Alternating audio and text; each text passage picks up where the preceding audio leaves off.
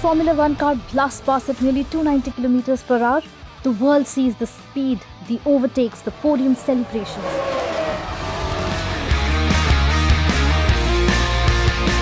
But victory is never the work of the driver alone.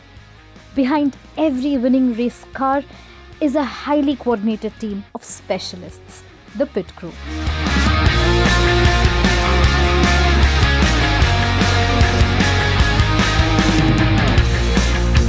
A quiet squad operating with military precision, each role tied to the car's safety, speed and reliability. Without them, the car would never cross the line. In the early decades of motorsport, mechanics simply repaired cars during long races. But as racing evolved, pit stops became precision performances, in which dozens of specialists work in perfect synchronization. Today, a Formula One pit stop can take less than 3 seconds. At the center of the garage is Mark Crunch Denton. Mark is a top mechanic with nearly 2 decades of experience working with Red Bull machinery. His colleague Charlotte Henry explains his role. On my side, I'm a system engineer, so Crunch is my number one mechanic. So every time I saw something wrong in terms of sensor or electronics, I have to rely on him. So I just tell him, Crunch, I have an issue with the sensor or I have an issue with the battery. Can you organize to change the problem on the car? And he will rely on his mechanics and organize all the work around the car. Among the newest members is Isabella Bella DeVille. Isabella is the youngest mechanic in the crew. After working with Porsche GT vehicles, she now handles the front end of the car. Suspension, brakes, steering, tires. Her determination stands out. She's done. She's done with the task. She will ask me to check if it's properly mounted, if the sensors are reading correctly. If not, she's redo all the job. Behind the scenes, electronics engineer Charlotte Henry monitors sensors and safety systems before every race.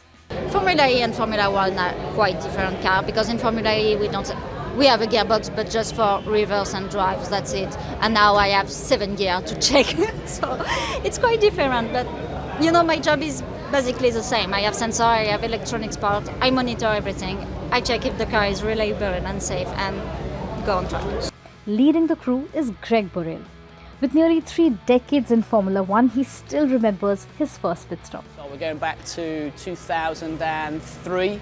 I was the wheel on at Jordan Grand Prix.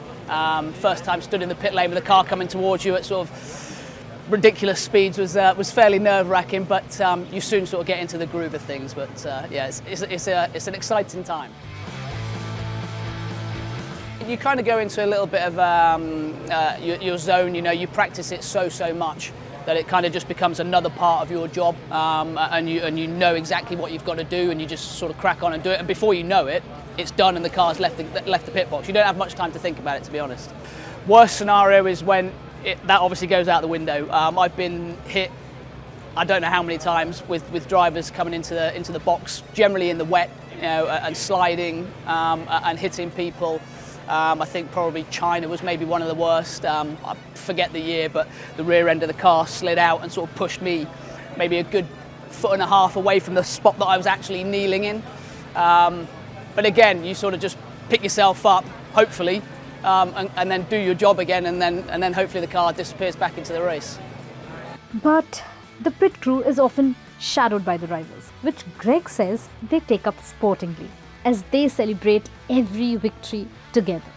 No, not really, to be perfectly honest. You know, the drivers are the stars of the show, of course they are. And being part of the pit crew is just another part of our job. You know, it's something that I, and along with many others, that, you know, they just accept that's their job. They crack on with it. They do that to the best of their abilities, the same as everybody else does their job to the best of their abilities within the team. And we all come together as a team and take the victory as a team. So no, we know that we've got our own bits to do, but everybody has their own part to play.